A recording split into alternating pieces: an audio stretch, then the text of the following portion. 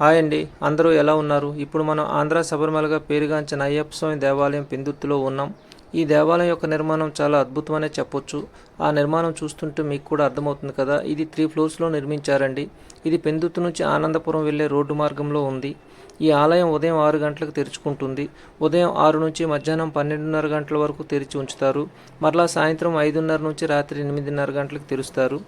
ఈ ఆలయాన్ని ఎవరైనా సందర్శించవచ్చు. అంటే అయ్యప్ప స్వామి వారి దేవాలయం కదా, ఆడవాళ్ళకు ప్రవేశం ఉందో లేదని అనుమానం ఉండొచ్చు మీకు. అటువంటిదేమీ లేదండి. ఆడ మగ ఎటువంటి తారతమ్యం లేదు. అలాగే ఏ ఏజ్ వాళ్ళైనా వచ్చి ఇక్కడ దర్శనం చేసుకోవచ్చు.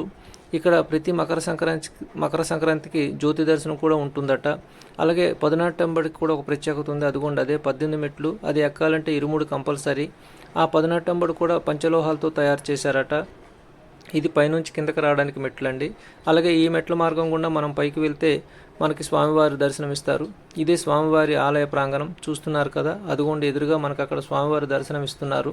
చాలామంది ఆల్రెడీ దర్శనం చేసుకుంటున్నారు. చూశారు కదా, అదేనండి.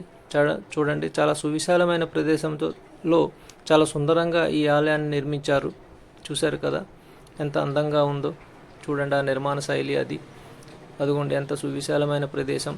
చుట్టూ ప్రదక్షిణాది చేసుకోవచ్చు. ఇక్కడ స్వామివారిని మనం దర్శనం చేసుకున్నాక కొంచెం కుడివైపు వెళ్తే కుమారస్వామి వారు ఉంటారు.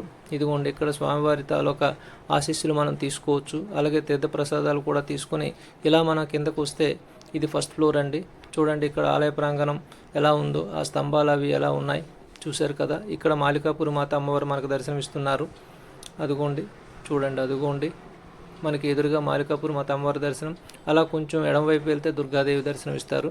ఇదిగోండి, ఈ వీడియో మీకు నచ్చితే ఒక లైక్ చేయండి, అలాగే షేర్ చేయండి, తప్పకుండా సబ్స్క్రైబ్ కూడా చేయండి. మరిన్ని వీడియోస్ మీకు